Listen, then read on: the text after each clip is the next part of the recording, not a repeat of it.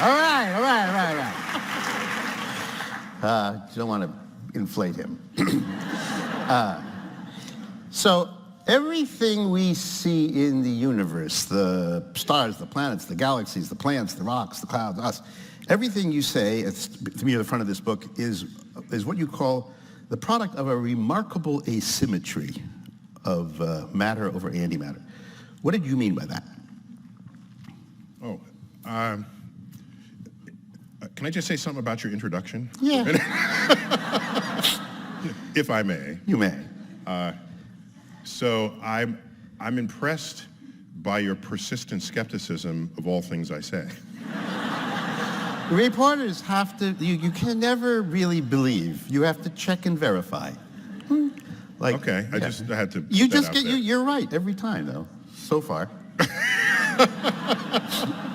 I mean, how could I possibly just come up with that unless it was correct? What, that a building ticks off by the second? You know how ridiculous that sounds? But when they built the building, did you think, well, I have a wonderful idea. Let's move it up a half a foot, Charles, and maybe we'll get the second on the celestial clock. Okay.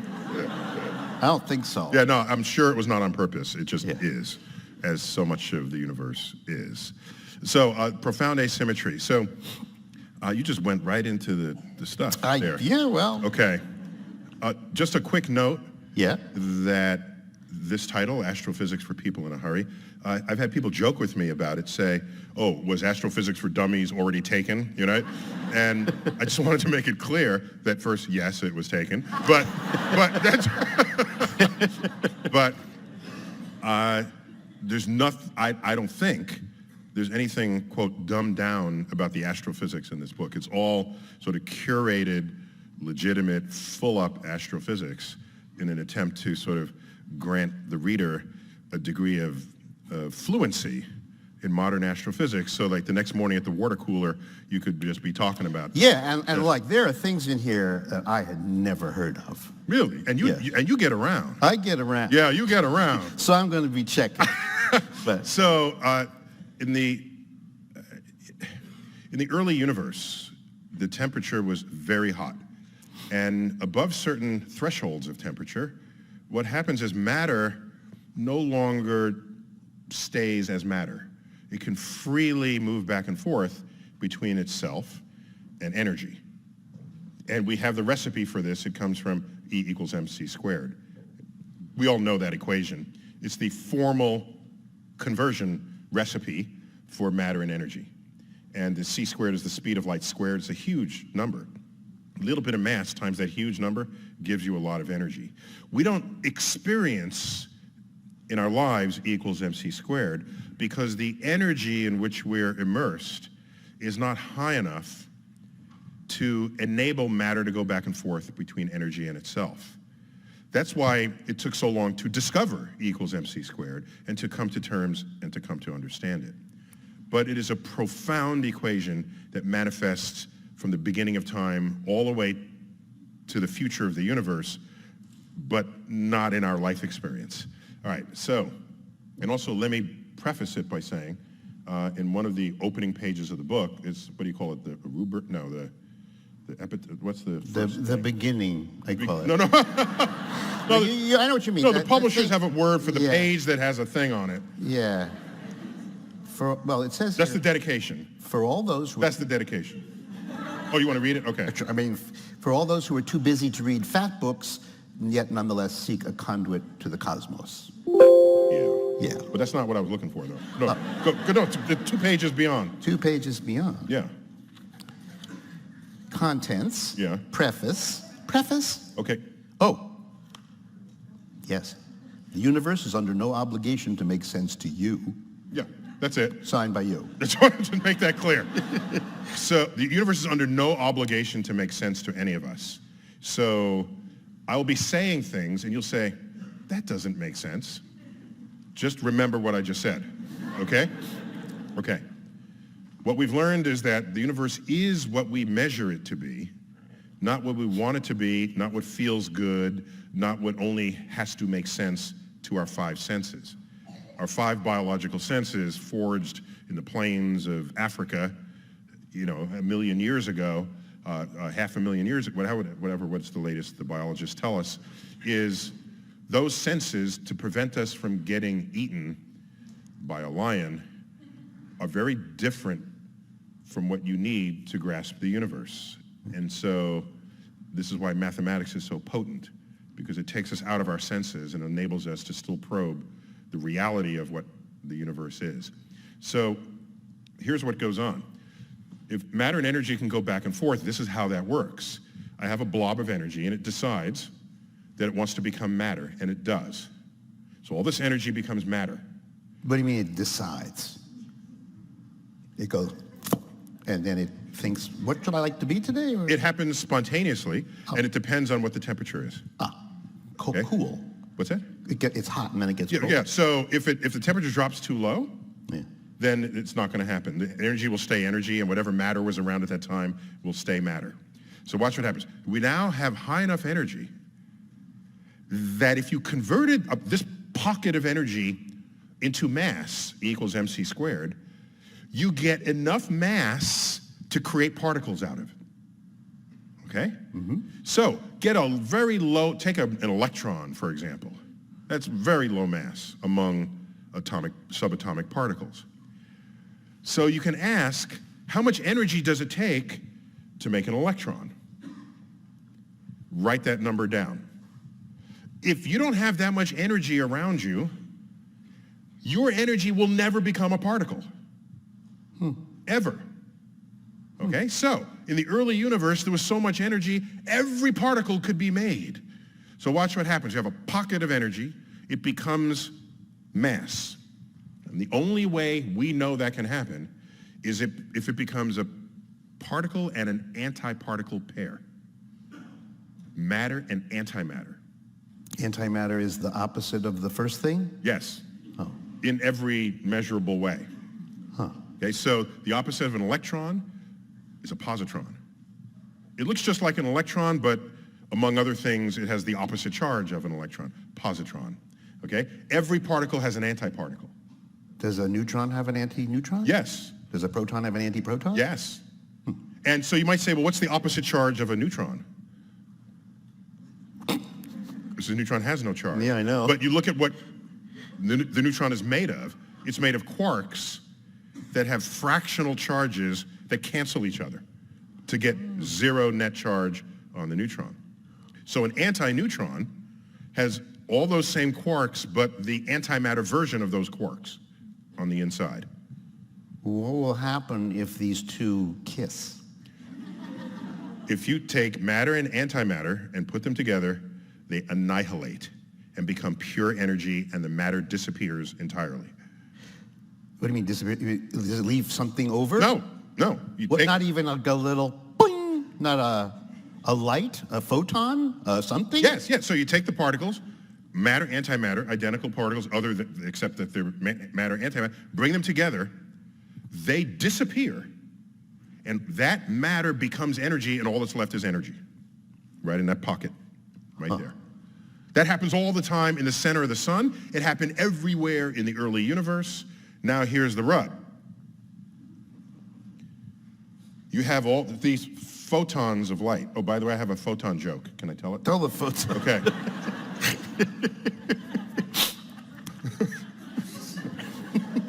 A photon checks into a hotel. Not a bar. A hotel. Not a bar. No, this has to be a hotel. It can't be racy because this is a family. I got this. Okay. I got this. Photon checks into a hotel. The bellhop comes up and says, do you have any luggage? And the photon says, no, I'm traveling light.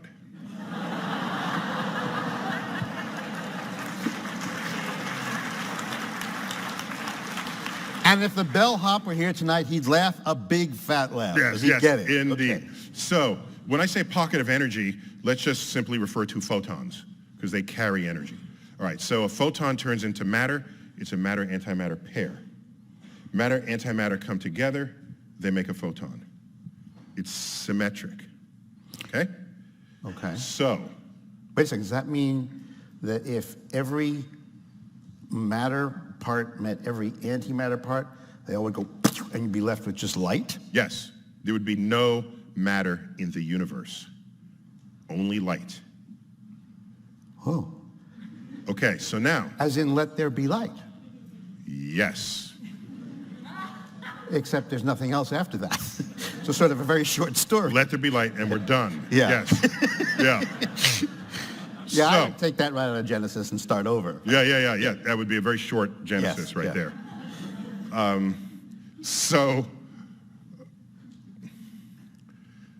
So you have all this energy in the form of photons becoming matter and back and forth, and there it goes. As the temperature of the universe dropped, you reach a point where you can no longer make particles with the energy you have. But you have all these matter and antimatter particle pairs that eventually find one another and annihilate and make a photon. But we're still cooling the universe. So according to our known laws of physics, in the cooling universe, every matter and antimatter particle pair would have annihilated, made a photon. The photon would have cooled, and no more matter would have been made, and we would have had an entire universe of just light. But that is not the universe we occupy.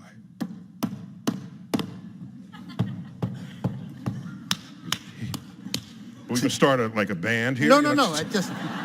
I'm saying we apparently are the exception. Yes. So, mysteriously, we call it symmetry breaking, just because that's what happened. We're just describing what happened, not that we fully understand why it happened. One out of basically 1 million of these reactions, 1 out of 1 million, the photon did not make a matter-antimatter pair. It just made a matter particle. It was very... You're trying to find out why. Yeah. And I'm just saying, it is that. Okay? So, 1 out of about 1 million makes a matter particle without the antimatter counterpart. So now the dance card, the dance hall, has 999,000 partners that can pair up. 999, 9,000, yes. Well, 1,999, Yeah. and there's 1 left over. So everybody else becomes light, and that 1 has no antimatter particle to mate with. And it is frozen out of the universe and has become all the matter that we know and see today. So everything that we are... It is a profound asymmetry Wow. in the early universe. We're the stuff that didn't get a date. Correct. Doesn't that strike you as an extremely fragile interpretation of all that there is? I mean, it's like being around by the skinny skin of your chinny, whatever that thing is. Except in the concept of multiverse, we would have many, many universes. All the laws of physics don't have to be the same in each universe. So there could be plenty of universes where the dance card was full and they just have light in them. And you are not in that universe saying that it was just a chance occurrence. Oh, well. You are in the universe where I don't care it about happened. the other ones. I'm just interested that our universe, the one that we know and live in, is such a fragile arrangement No, originally. it's not. Well, it doesn't have to be. It may be, but it doesn't have to be, Yeah. and it is unlikely to be. And can I give an obscure example that will settle this? Yeah. Okay. Line up 1,000 people and give them a coin, and everybody said, flip the coin. And about half will get tails, half will get heads. If you got tails, sit down. That's 500 left, approximately. Mm-hmm. Have them flip. Half get heads, 250 of you sit down. Now we're left with 250. Do it again. Go from 250 to 125 to 60 to 30 to 15 to 8 to 4 to 2 to 1. Okay? In this experiment. It's not an unthinkable experiment. Mm-hmm. This person who survived this exercise flipped heads 10 consecutive times. Now here's what journalists do. They go up to that person and they say, how do you feel? Well, I knew I had felt that head's energy halfway through, and I was feeling it, and did they ask anyone else if they felt that head's energy? No, they only interviewed that guy. Okay? You come Wait, on I'm not done. All right. Wait, so that person says, boy, I was lucky to flip heads 10 consecutive times. Well, essentially every time you do this experiment, somebody's going to flip heads 10 consecutive times. So you want to say, oh, this is a special universe in which that happened? No, because of the nature of the fact that you have 1,000 experiments happening all the time, there's going to be one where somebody flips heads 10 consecutive times. Every time you do this experiment. That does not make it special. Just because somebody flips heads 10 consecutive times every time you do the experiment. So you're in a universe where this weird thing happens at the beginning and you want to feel all heads energy about it. And I'm saying, in a multiverse, there could be 999 universes where that did not happen. And you're in the one that did, and you want special credit for it. I'm not giving it to you. All right. Let me move on to another thought. In the second sort of section of this book, this is something that hasn't really occurred to me. I mean, once upon Wait, the book doesn't have sections. I know it doesn't. I just meant the next thing I noticed. Okay. That once... Can we stand the book up? Like this? Yeah. Can we do that? Stand up. Can I do that? Is that allowed? Yes. By the way, if you didn't know it, you all get like a free book tonight. Did you know this? Okay, everybody. Excuse me, just to be clear. I signed every one of your books, okay? And those are the books that are part of that series. If you look on that page that are signed, there are 6 or 7 cities there. I'm going to be in each one of those cities giving one talk. And all those books are signed, and I'm not signing any other books but those. So it's a limited edition. Yeah, basically, that's right. And if you open your book and your signature, his signature is not in there, and you're the lonely one, you can go off and start another universe. Speaking of universes, there was a time when people believed that the heavens up there were the province of God, and whatever was going on in there was unknowable, and it would be basically sinful to find out. You point out that with gravity, well, why don't you just briefly, Newton comes along and then everything changes. Yeah. So you look up and the planets are going forward against the background stars and then backwards, and we call that, there's a word for that, retrograde, and they do the loop-de-loop, and nobody understands it. And the fact that no one understands it is presented as evidence in some bits of scholarship, as evidence for the divinity of the heavens, because that is the handiwork of God, and we are mortal, and God is immortal and omniscient, and so we can't possibly know the mind of God. Mm-hmm. So you're just content just in your ignorance watching planets. There was some attempts at this with the geocentric epicycles and all of this, but it was well accepted that you'll never understand. Newton comes along, writes down equations of motion, equations of gravity, and kind of on a dare, he invents integral and differential calculus. Then he turned 26. This is why Isaac Newton is my man, okay? Just to make that clear. Okay. Among many reasons. But so he writes down these equations, and he can now demonstrate full knowledge of how, why, and where, and what the planets are doing. And so potent was his new theory of gravity that it worked for moons of Jupiter orbiting Jupiter, not just planets orbiting the sun. And this was the first indication, maybe this is not just a local truth, that maybe it applies across the universe. And this was a little bit of heresy, thought by some, that, in fact, Newton was accused by some say, Isaac, you've left nothing for God to do. And that's simultaneously a dig at him, but also quite a compliment, that he can actually understand the mind of God Well, in that's these equations. this is where it got interesting. Then you went off. I mean, everybody knows that gravity is apparently ubiquitous and universal. But then you went and asked about chemistry and physics, constants, and I hadn't really thought about that before. Is the chemistry of the sun and the chemistry of the earth and the chemistry of the furthest thing you can think of, are the laws about bonds and pairings and so, are they the same everywhere without exception? It was not obvious.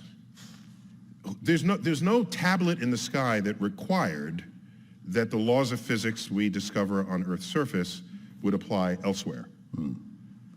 If they were different on Earth than on the moon and on the sun, I suppose we could deal with that. But what a remarkable fact that it is the same. Well, wait a second. Like, you've seen that thing on Jupiter, that storm that never quits? The big red thing, the big... Yeah, we call it, the red spot on Jupiter, we call it Jupiter's red spot. Okay. Because that's how we roll. That thing is... Spots on the sun, sunspots. See? See how... Any geologists or chemists in the audience? Biologists? But you should be jealous of this fact. Because you guys name stuff that nobody knows what the hell you're talking about. Okay, and you know what I'm talking about. Isn't it suspicious to you that a storm there could go on for 350 years without a break, and we never have storms that go on for 350 years without a break? We don't even have storms that go on for like 6 weeks without a break. So, first of all, these storms are, when we have storms, it's in our atmosphere. Mm-hmm. So that's gas. Yeah. We rotate once a day. Mm-hmm. And so that rotation creates what we call a Coriolis force, which moving air that moves from one latitude to another, actually has its direction deflected because of this Coriolis force. And this is why storms rotate in one direction, counterclockwise in the northern hemisphere and clockwise in the southern hemisphere. Just a quick aside, I was channel surfing one day, waiting for a movie to come on at the top of the hour, had 15 minutes. I hit a football game, and they just ended the game at a tie, and they just started overtime. I said, that's about right. Let me just watch this. How bad could it be? After the necessary exchange of possession, it became sudden death overtime. And then one of the teams, Cincinnati Bengals, got within 50 yards, and they kicked a field goal. And the ball rotated up. It hit the left upright of the goalpost and went in. And I said, ooh, wait a minute. And I said, which stadium is this? What's the latitude? And I looked at the orientation of the stadium. I did a calculation, and then I tweeted. And I said, the overtime winning field goal by the Cincinnati Bengals was likely aided by a 1/3 of an inch deflection to the right imparted by Earth's rotation. Which people lost their minds. People, the local sports channels, and so the point is, if you were going north-south at all in the northern hemisphere, you will deflect to the right, no matter what you're doing.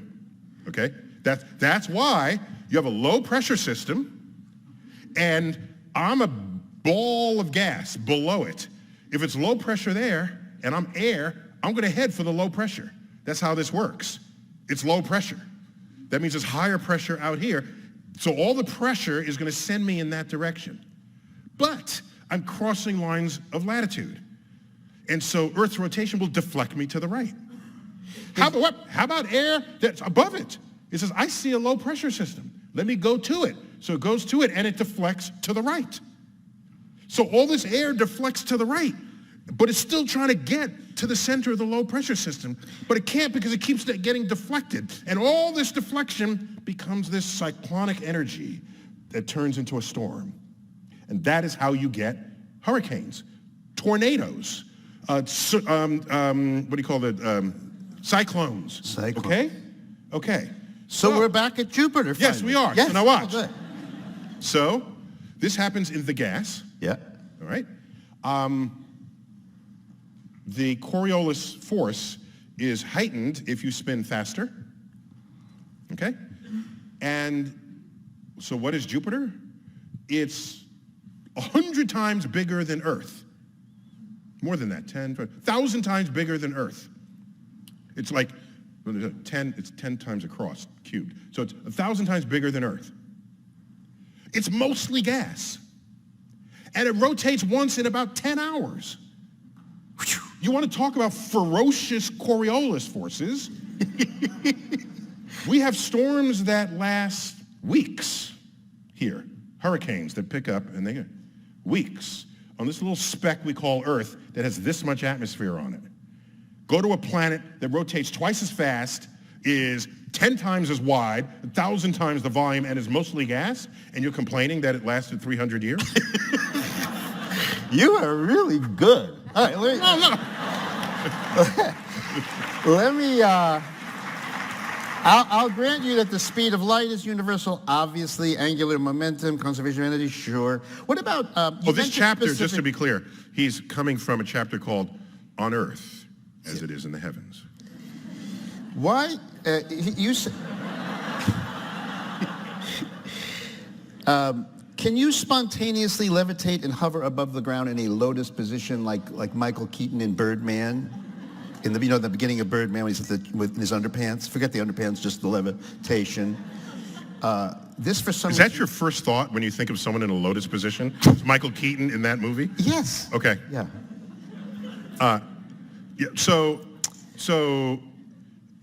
It's just, there's certain things you just can't do because they're prevented by all known laws of physics. You cannot spontaneously set yourself into motion unless you push off of something else or you lose some kind of mass that was within you. So rockets, when they take off, they're ejecting mass out the other side, okay?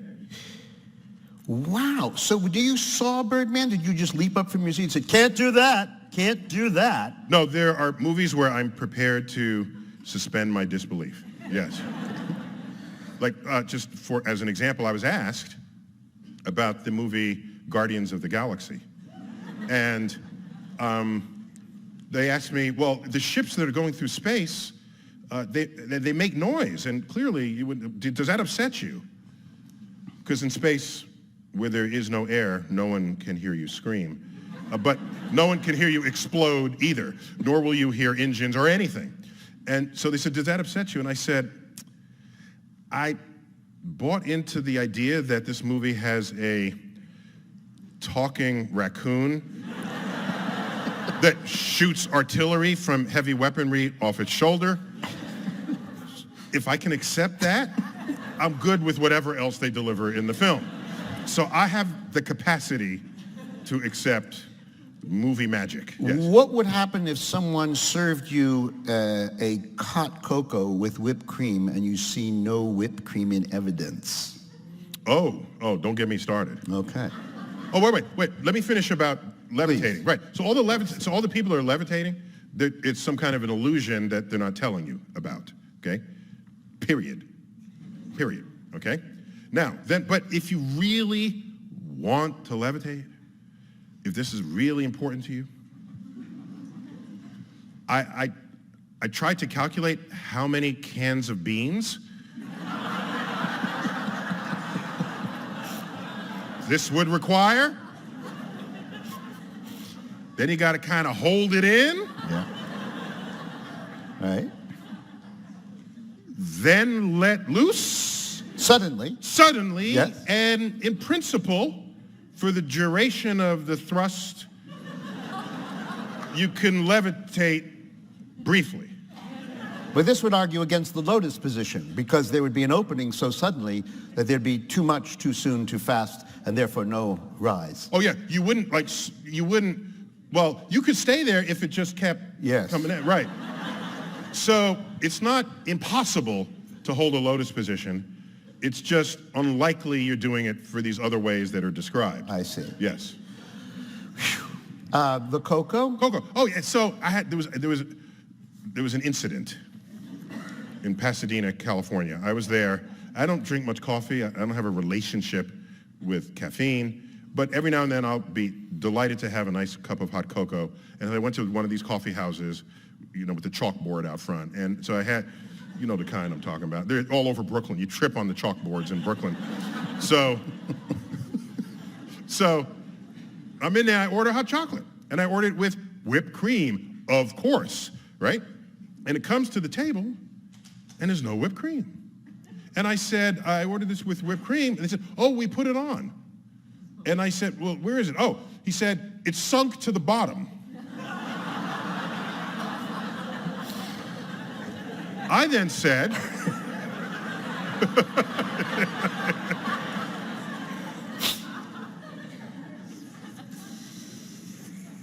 either the laws of physics that apply everywhere in the universe are suspended in your coffee shop, or you didn't put whipped cream on my hot cocoa. And he looked indignant. Really? Now, to his credit, rather than continue to argue with me, he intended to prove me wrong. Whoa. So he went into the kitchen, brought out the whipped cream, scooped it up, popped it in my hot cocoa, and it bobbed once and floated atop. And there it was. Did you invite him? Of him? course, whipped cream has to float. Because, first of all, before it was whipped cream, it was cream, okay? And old-timers remember, what does cream do in unhomogenized milk? It floats to the top, and you skim off the cream, leaving behind skim milk, okay? This is how that works. Now, you take the heavy cream and then whip it, putting air into it. It is not going to sink on any known liquid devised by man, okay? So,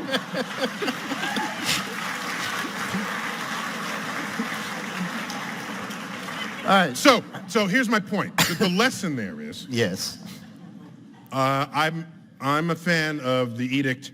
If an argument lasts more than 5 minutes, then both sides are wrong. I think that applies maybe 85% of the time, but it's a good rule. It's a good tenet to carry with you. Now watch. This is how science works. One researcher comes up with a result, and that is not the truth. No. A scientific emergent truth is not the result of any one experiment. What has to happen is somebody else has to verify it, preferably a competitor, preferably someone who doesn't want you to be correct, such as my waiter. He went out to prove me wrong and got the same result that I had declared. We can call that the beginnings of an emergent truth about whipped cream.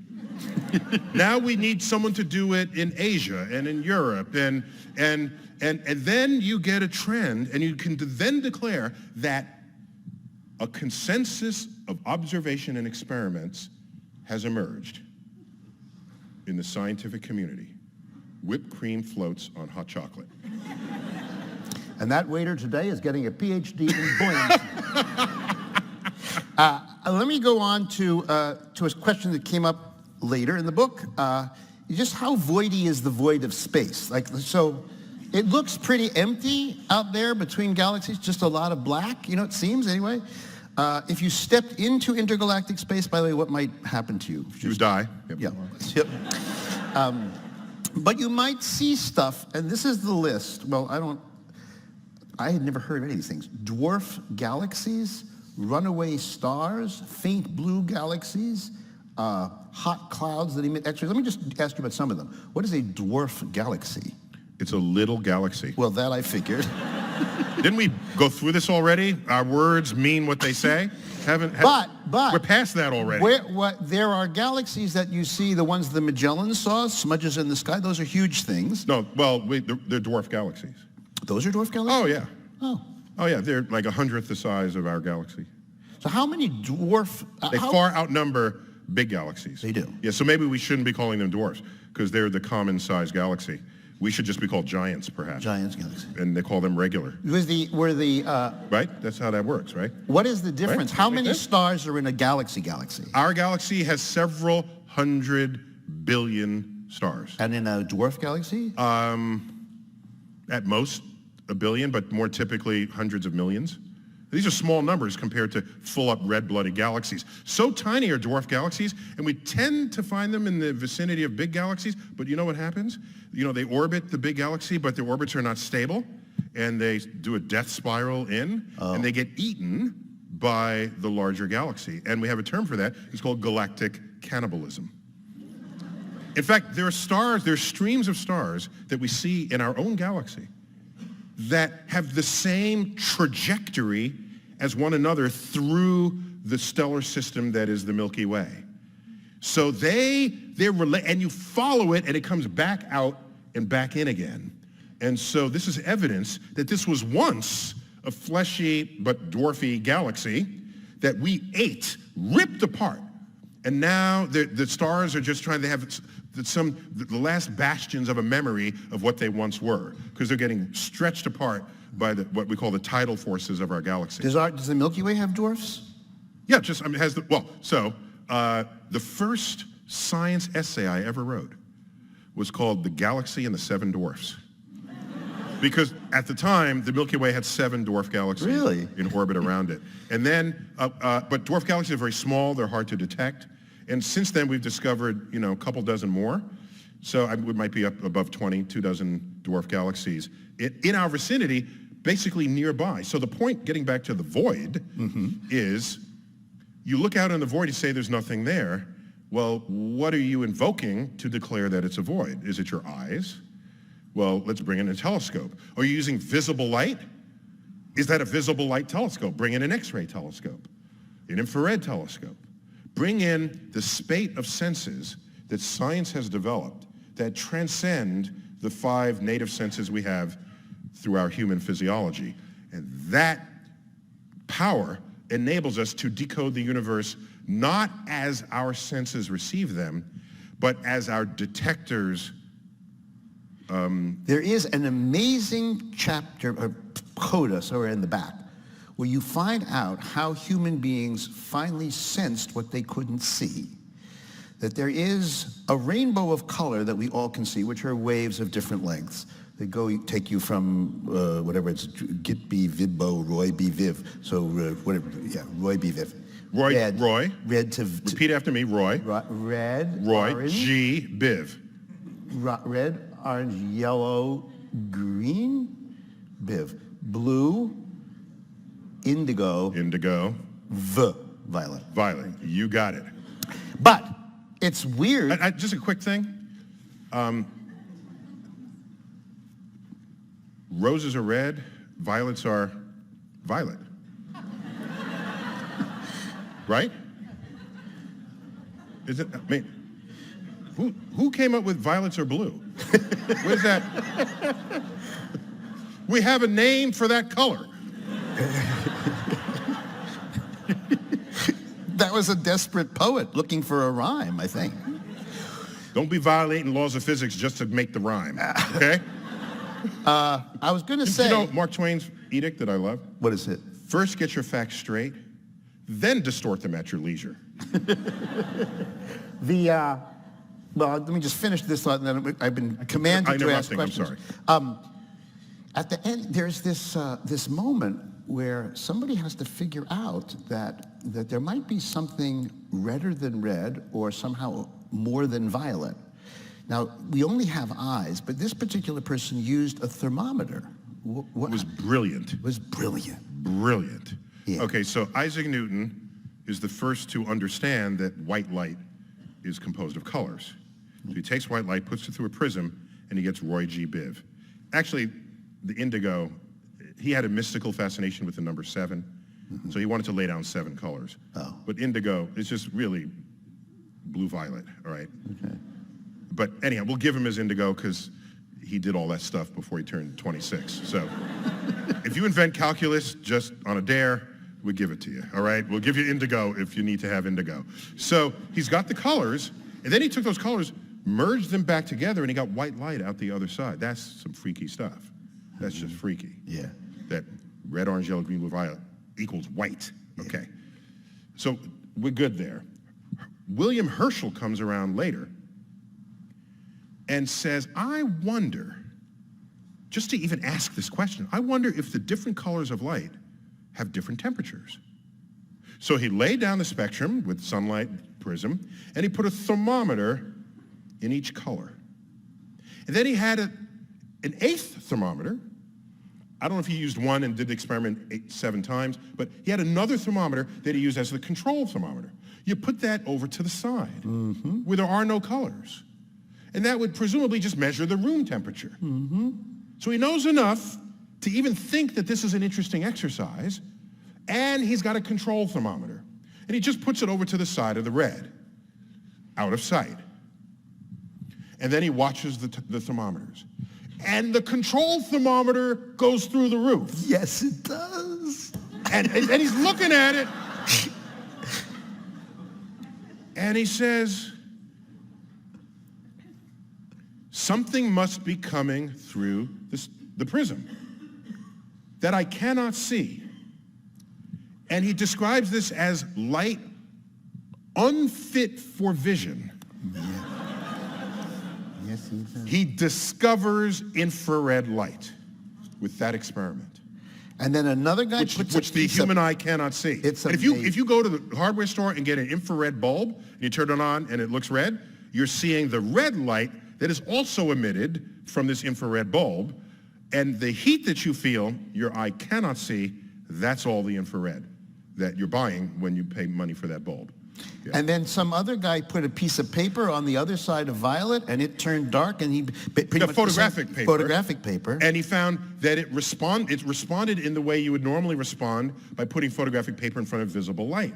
So he concludes, that was somebody else later. Somebody else, yeah. Right, and says, there's something beyond the light. There's something less than the red, infrared, something beyond the violet. And thus was discovered ultraviolet light. And so to pose the question in the first place was a stroke of brilliance. To then trust your measurements on a level where you then declare you have made that discovery is a whole other thing. Yeah. Here's the thing about this book. Just because well, that story is told in the book, just so people get a sense of the history of the history of puzzlement and the history of discovery rolled up into one. I'm not going to ask you about anything else because it's time for questions and answers, but I would have, so just so you know what else is in here, there's dark matter, which is this mysterious thing that's out there, which we... Dark matter is everywhere. Yeah, okay. Dark energy. One of the questions he asks is, why are so many heavenly bodies round? Is there anything in the universe that's perfectly round? What's going on between planets? Why is there still debris coming in when the Earth has seemed to have scooped up everything after 4.6 billion rotations? Something at the end called the Copernican principle. All of it is really, but never mind. The question is, the universe is 14 something billion years old. We've now seen galaxies that are 13 billion years old, and somehow that might suggest that the universe is expanding and that there is more and more universe all the time. Well, first of all, the universe is expanding, and there is more and more observable universe all the time. The universe at its edge is expanding at 1 light year per year. That's how that works. And so in a billion years, the edge is not going to be 14 billion light years away. It'll be 15 billion light years away. So we got that. Okay. So now, galaxies 13 billion light years away, we are seeing light emitted by that galaxy, and that light has been traveling for 13 billion years. Okay. Yes, that galaxy emitted its light when the universe was 10% its current age, and in fact was much smaller than it is today. Now, you said the current paradigm is 14 billion year age of the universe. You said that with a little bit of, oh, you'll come up with something different later. The proper way to say that is the current measurements of the age of the universe. That's how that works, okay? Paradigm came into our lexicon in a big way in the 1970s with a book written by the science philosopher Thomas Kuhn. What's that?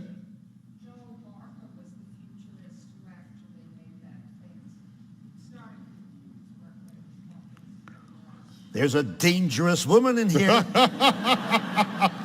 Who is this Joe Barker of whom you speak so dangerously? Remember what happened to the guy who didn't put the cream in the coffee?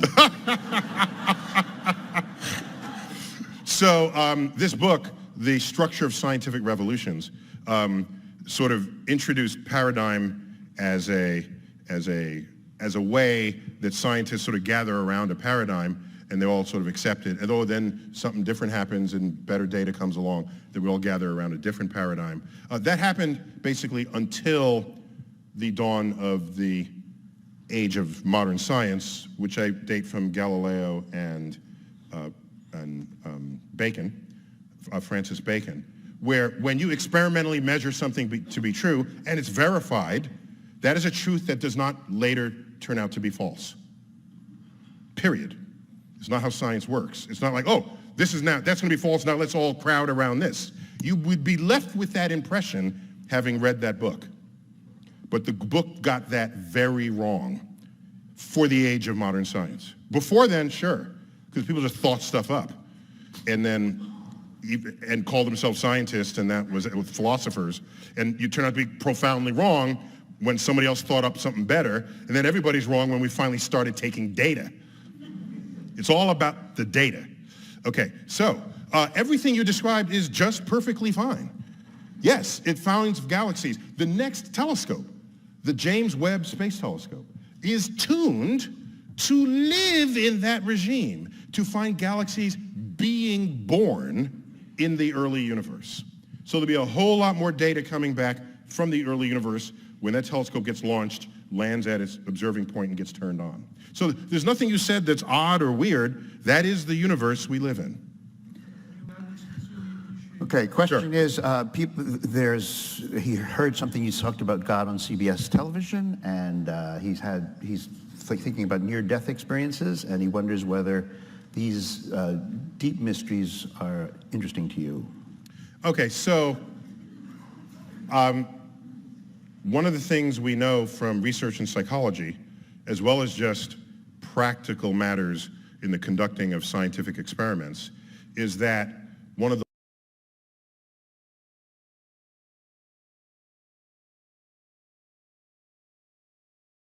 which is odd because it's one of the highest forms of evidence in the court of law, which disturbs me greatly. Mm-hmm. So if you come from a lab to a science conference and say, this is true, we say, how do you know this? Because I saw it.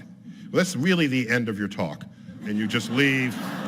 And then we say, come back when you have a chart recorder, or you have to just give me something that does not have to flow through your senses. Because your senses is some of the worst data-taking devices that exist. And science did not achieve maturity, modern science did not achieve maturity until we had instruments that either extended our senses or replaced them. And Galileo, it's not an accident that we have modern science as I've described it, experiment, verification, these tactics, these methods and tools, began with Galileo and Francis Bacon, and Galileo was around 1600. That was the invention in that period of the microscope and the telescope. So it's not an accident that all this sort of came together at that time. So now we have people who are in the act of dying, and they come back from life, and they report on mental experiences. And that's intriguing. It's intriguing. But because it is in the realm of eyewitness testimony, you can establish it perhaps as a personal truth, but it will take more than that to establish it as an objective truth. And an objective truth is the kind of truths that science discovers. And it's the kind of truth that is true whether or not you believe in it, okay? It exists outside of your culture, your religion, your political affiliation.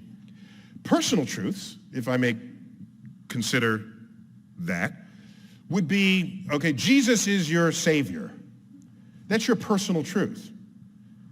You cannot convince someone else that Jesus is their Savior in an objective way. You have to persuade them. You have to persuade them in some cases by war, right? Look at the wars that have been fought between religions that did not agree about who was their respective saviors. Sure, Although if I walked on water, made you unblind, created loaves and fishes out of nothing, that would be amazing. I think. And we would investigate that, and we would say, "Whoa!" Yes, we would. So it would be an amazing thing. And then if we cannot account for that by any other known laws of physics, and it's only happening with you, we'd wonder if you were like alien or something first, right? But no, it would be so easy to demonstrate divinity if in fact you had the power you wanted to display. But getting back to the gentleman's point, so part of this issue is, what does it mean to be dead? Okay, it used to be, did you fog a mirror that was held up in front of you while you were laying there on your bed, all right? And if you didn't fog the mirror, you were judged to be dead. They would put you in a coffin, and in some parts, it is told, there's a string that they put into the coffin as they buried you, and they put it over a tree branch and connected to a bell. If you woke up, you would pull the string, and that's where you get the term dead ringer, okay? You would pull the string, and you come rescue me because you buried a living person, okay? So, then it was you're dead because your heart stopped. Well, we know why a heart beats. It's electrochemical. So you do pa-chunk, the heart beats again. We got that one. Okay? Well, is it when you're brain dead? Well, you can be brain dead, but your heart is still beating. And we can keep you alive. Are you dead yet? Well, no, because your heart's still beating. Is your brain functioning? No. Okay, I can tell you this, that if you're dead long enough so that your brain is deprived oxygen, and then we bring you back, you're not talking about seeing any lights because you're brain dead, okay? So, plus, this often happens to someone who is deathly ill to begin with, and where are they? They're in a hospital. And if they go into cardiac arrest or something critical, they take you from your hospital bed to an operating table. And what is sitting above an operating table?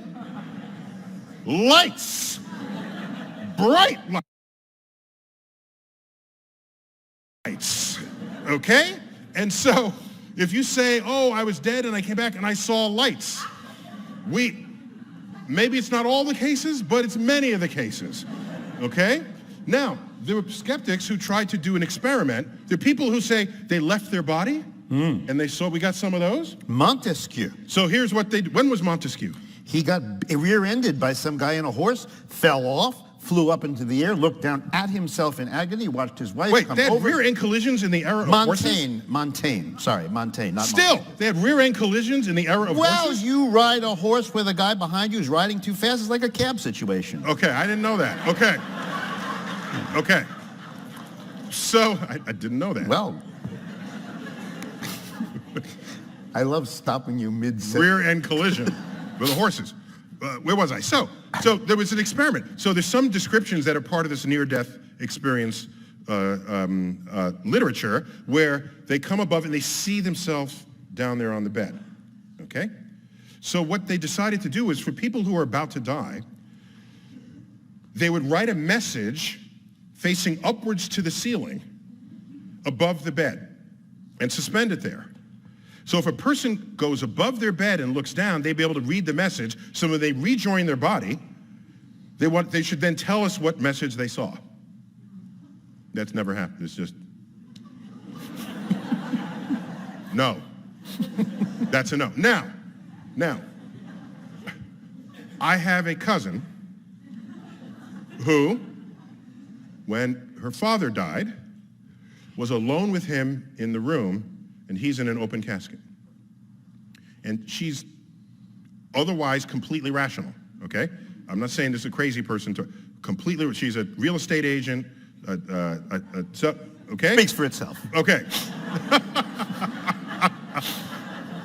Among other okay. So she's in there, She tells me of a conversation she had with her dead father. And I said, was it in your mind? No, he sat up and spoke to her. I said, what was the conversation? And she said, well, he said, don't worry about him. He's in a better place, this sort of thing. So this is her eyewitness testimony. I'm not going to say it's wrong. I'm just saying it's not scientifically useful. That's all I'm really saying here, okay? I told her, next time this happens, ask these questions and not those questions, okay? Don't say, are you happy? No, say, are you wearing clothes? Where are you? Where did you get your clothes? What temperature is it? Just ask questions. Like, this is an amazing scientific experiment you could be performing.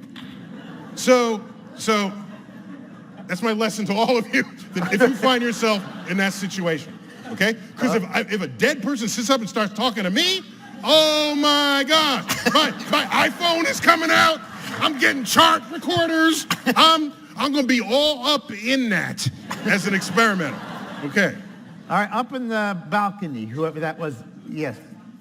Question is, can you help us understand a multi-dimensional universe? What would be the dimensions we are unaware of? Any dimension higher than the 3 that we're familiar with, or the actual 4 that we're embedded in. We live in a 4-dimensional world. And that might sound a little flaky or freaky, but consider the following fact. You have never met someone at a place unless it was also at a time. And you have never met someone at a time unless it was also at a place. That requires 4 dimensions of coordinates. Wait. What about in a dream?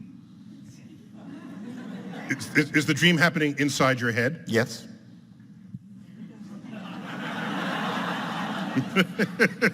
I don't know when. So the only point is, we know intuitively that we need 4 dimensions to localize someone to meet up with them. Especially when, well, only 2 dimensions if you don't have tall buildings. You have tall buildings, you need the 3rd dimension. So you don't say, I'll meet you at the 20th floor of, on 721 Park Avenue. What time? Okay? There's a full 4 dimensions going on there. So just I want to convince you we live in a 4-dimensional world for that reason. Okay. It may be that these 4 dimensions are manifest to us, but that in fact we are embedded in a higher dimensional space. And string theorists on the frontier of this exercise are hypothesizing at least 10 dimensions to account for everything we see in the universe, even if we do not directly measure those dimensions themselves. Now, with your permission, may I go on a dimensional journey with you? May I? Might take you on a journey? A dimensional odyssey. Odyssey. Are you ready? Yes. Okay. Are we ready? Just get ready for this. Okay.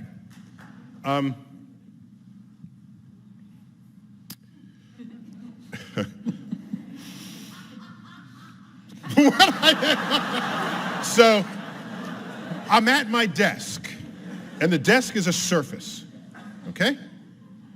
And I start putting pages down on the desk. I'm tiling them on the desk. And then I run out of room. I have exhausted the 2 dimensions of the surface of my desk. We have ways of accommodating this problem.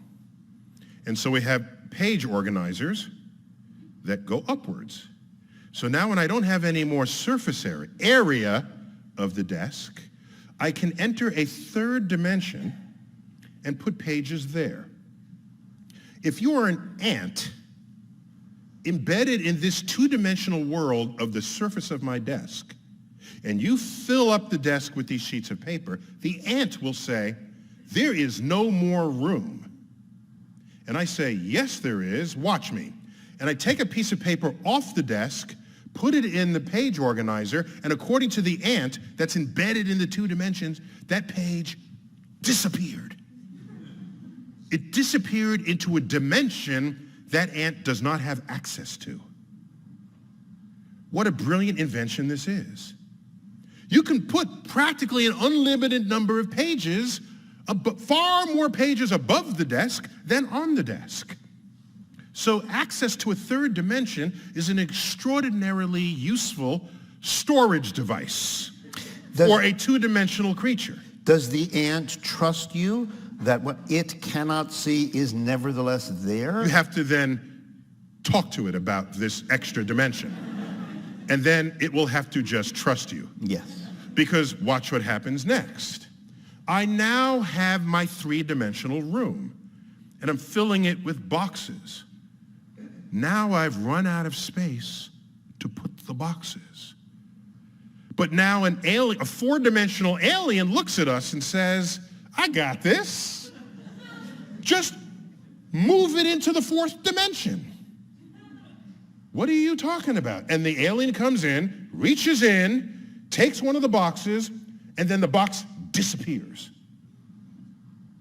Disappears. It went into a fourth dimension. And this was captured in the film Monsters, Inc. Did you guys see this film?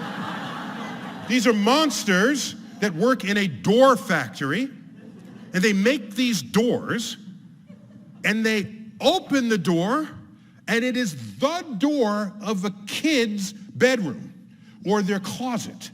And they step through, and they're in the kid's closet. And then they scare the kid, because that's their job. They're monsters, okay? This doorway is a portal through the fourth dimension and then back to the third. So imagine a new storage system where you just go to Home Depot and buy a door. And that door is your portal to a fourth dimension. You open the door, put your boxes, close the door, you look on the other side of the door, there's nothing there. So this is what's going on when you have access to higher dimensions. Wait, don't you have to then talk to somebody? Because as far as you know, if you're a scientist and you need data, what you have is something that you had, it's gone, and now a voice says, I've got this. Yeah, if that data? If it's a voice from the fourth dimension, I'm going to listen to it. So does every dimension I'm not going to say, no, you're narrator? wrong. If there's a voice coming out of the fourth dimension and makes one of my boxes disappear, I'm thinking it's got more power than I do and more knowledge of the space-time continuum. So I'm going with it. Does that mean that in order for a scientist to credit another dimension with real existence, it will need a testifier from beyond? So you need a dimension plus a dimension voice? Yeah, a dimensionless voice. Yeah, that comes from another place. Mm-hmm. Now, there are things that happen in quantum physics that kind of defy our sensibilities. Like particles pop in and out of existence. They defy any rational attempt to understand it. Particles can be entangled with one another. A particle can be here, and there's a barrier, and it can spontaneously show up on the other side of the barrier at faster than the speed of light. All of this is just mysterious. Let me ask you, suppose you have a sphere, and I live in a two-dimensional world, and you take this hollow sphere, so it's a shell, and you pass that sphere through my two-dimensional universe. How will I describe that? I will say, this point just appeared out of nowhere. Oops, now it's a circle, a small circle. And that circle's getting bigger by the moment. Oh my gosh, it reached a maximum size. Now that circle is just shrinking. It's shrinking. Now it's a point. Now the whole thing disappeared. This would be completely freaky to a two-dimensional being. But it makes complete sense if you live in three dimensions and you pass a sphere through my universe. So, who is to say that some of the mysterious things we are describing accurately, but don't otherwise make sense in a higher dimension? And these are just the manifestations of higher dimensional phenomena in our world. And that's an aspect of what these higher dimensional physicists are trying to establish. At this point... Now I want to totally blow their minds, if I can, oh, sure. if I may. But you got to stay with me on this, okay? A point has no dimensions. There's no height, width, depth, so it has 0 dimensions. A line has 1 dimension, length, okay? A square has 2 dimensions, sort of height and width. A cube has 3 dimensions, height, width, depth. We got this. Now follow me. A line is 1-dimensional, but it's bounded by 2 0-dimensional things. Those are the points. 1 dimension bounded by 2 0-dimensional points. A square is 2 dimensions bounded by 4 1-dimensional sides. A cube is 3 dimensions bounded by 6 2-dimensional sides. So in other words, the dimensions of your sides are going up. Your line is bound by 0-dimensional points. Your square is bound by 2-dimensional lines. I mean, by 1-dimensional sides. The cube is bound by 2-dimensional squares. Okay?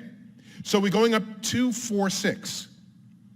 2 points, 4 sides of a square, 6 sides of a cube. And each side is 1 dimension less.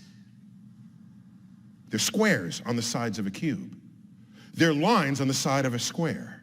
They're dots on the sides of a line. Let's go up to a 4-dimensional cube.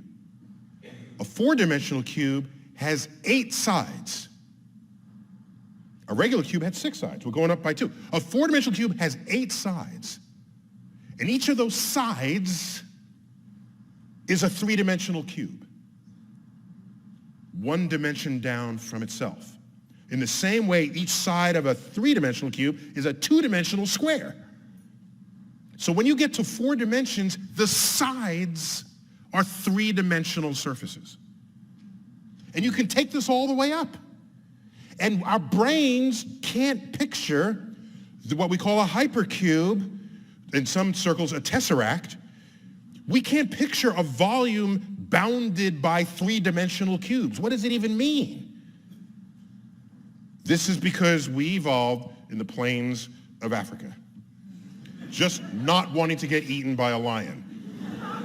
Our neurosynapses are ill-equipped to do the distance on this. And this is why we invent mathematics that can take us there.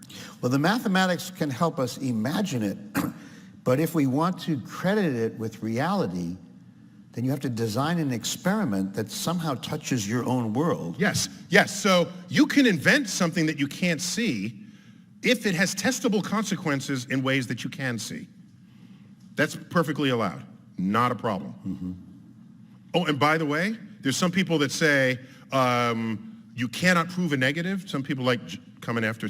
You generally won't hear a scientist say that. Mm-hmm. It's others, like philosophers and people who like criticizing scientists, but who are not scientists. They'll say you can't prove a negative. We kind of do that all the time, okay? But we don't use the word proof. We demonstrate without any further discussion that the negative is true, okay? So here's an example. There's a cave there. Is there a bear in the cave? I don't know. I'm not going in to find out, okay? I'm going to set up cameras and see if a bear comes out, okay? So I set up the cameras all throughout summer. No bear goes in and out. But then I take down the camera. Maybe a bear went in there to hibernate. So here's what you do. You set up powder outside of the cave, something that will record a footprint. And you just monitor this month after month after month after month. Do it for 12 months. Look up in the charts how often a bear has to eat and how long it would take a bear to die for not eating. if the period of time you waited is long enough so that there are no footprints, you conclude that there is no bear in that cave. I just demonstrated a negative sufficient enough for me to no longer pose that question and go on to another problem. But if you are so distracted that it's not a formal proof of a negative, then you could just keep sitting there wondering while the rest of us decode the nature of the universe. We have, for the last bear in the cave, but I guess, let's see. Oh, by the way, maybe the cave is not a closed cave. It might have a rear door. It may have a back door. Yeah. Okay, that's possible. I suppose that's possible. So then the assumption that there's no bear in the cave would be wrong. But Or the cave could have a cave, and that cave could have another cave. You see, there's just so much to worry about. Right, and so you will sit there, arrested by your own capacity to doubt an experimental reality. Yes. While, like I said, the rest of us go and keep making discoveries. Well, Yes. we have time for one more question, and that person at the very end, underneath the exit sign, hand prominently raised, not the one waving it, but the woman in the yellow shirt, still with her hand up and wondering if I'm looking at her. Yellow? She's looking back and forth. Well, it's not a yellow shirt. It's not a That's yellow the problem. shirt. That's Yeah. it. It's a horizontal striped shirt. Oh, okay. Yeah. Really? Oh.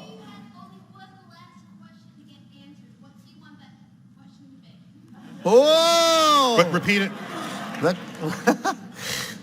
This was an art major or something. I'm right, I guess. Yay. If you had one last question to answer this evening, what would that question be? So you misunderstand me. Oh, that wasn't your question. But can I at least answer that? No. Okay, go. In your career, if you had one last question to get answered, what would it Oh. If you're in your career as a scientist, if there is one question that you wish to address before you go to the great cave with the bear, or wait forever for the bear to come out and stay there, what would that science question be? Or did you like your previous question better? Yeah, okay, so I'm going to give an answer, but then I want your permission to give you a kind of a cop-out answer.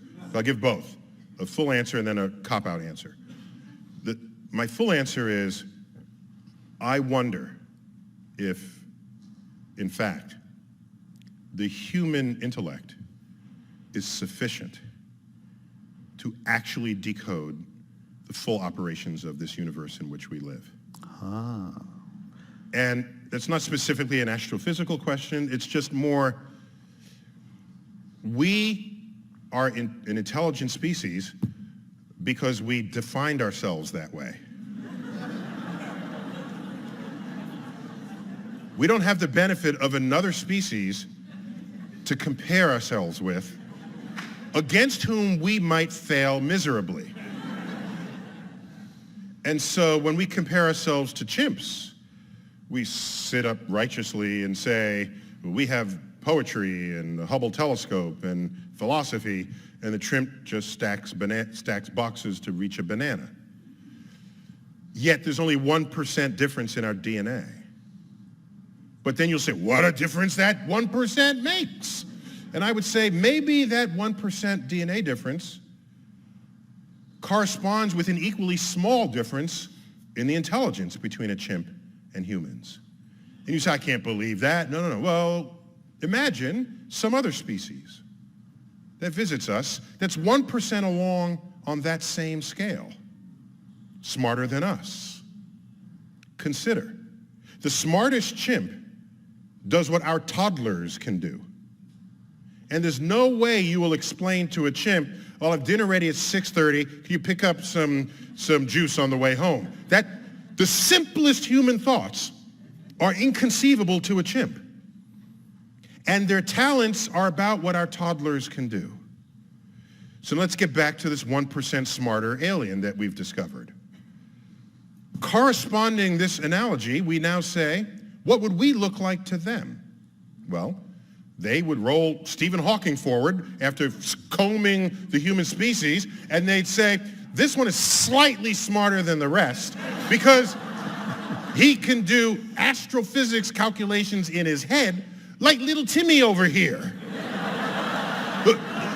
who just came home from preschool. Oh, Timmy, you just composed 3 sonnets. Isn't that cute? Let's put it up on the refrigerator door. Oh, you just derived the fundamental law of calculus. Isn't that cute? Put it up on the refrigerator. Their simplest thoughts would transcend our deepest thoughts. And maybe to them, it is obvious what dark matter is and dark energy. Maybe to them, particles popping in and out of existence is a trivial exercise in their understanding of the multidimensional space-time continuum. And we are here groping at the sides of a wall, not knowing how tall, wide, or deep it is, because we have the limits of the human physiology evolved off the plains of Africa just to try to understand the entire universe. So I lose sleep on that question each night. So that's my... Wait, did you almost say at the beginning of that answer that you are wondering, maybe something of a Mysterian, that you're not sure? I'm not sure. The universe is so complicated that it may be more complicated than we can ever fathom. No, that's the hubristic way to say it. Oh. That's not how I said it, okay? How did you say it again? We might not be smart enough, okay? Not If you're hubristic, you would say, we are smart, but the universe is just really complicated. That's not what I said. Right. I said we might not be smart enough to figure out a universe that could be trivial to the brain of a more intelligent species. Okay. So check your hubris at the door. Otherwise, you will not bask in the cosmic perspective that so much of this discussion brings upon us. So, may I now give you my cop-out answer? My cop-out answer is, I think often about the questions we do not yet know to ask because discoveries yet to come, but when they arrive, will put us in a new vista, a new place to stand, enabling us to see questions undreamt of and unimagined before we got there. So when I, again, lay awake at night, I ponder what kinds of questions lay beyond our reach. Because the questions that we even know how to pose, they're there. Those are not even interesting to me anymore because we knew how to ask the question. I want to know the question that is beyond everyone's reach. And by definition, I can't because we haven't gotten there yet. But that doesn't mean I shouldn't dream of that frontier.